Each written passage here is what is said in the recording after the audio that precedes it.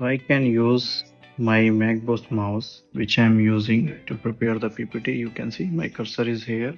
The same cursor I can use to control my iPad also.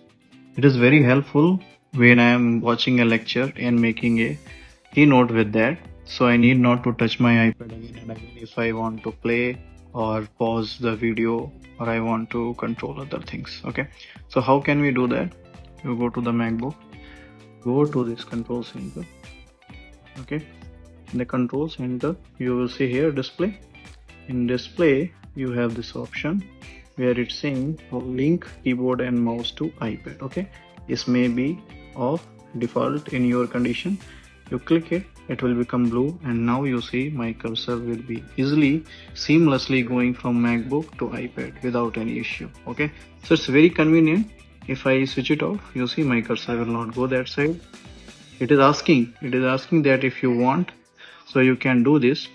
See, you can see one thing is getting open, so it is asking, do you want it? So I want it, click it, it's done. Now seamlessly you can use the same mouse between your MacBook Air and your iPad. Thank you for watching. Bye bye. Take care.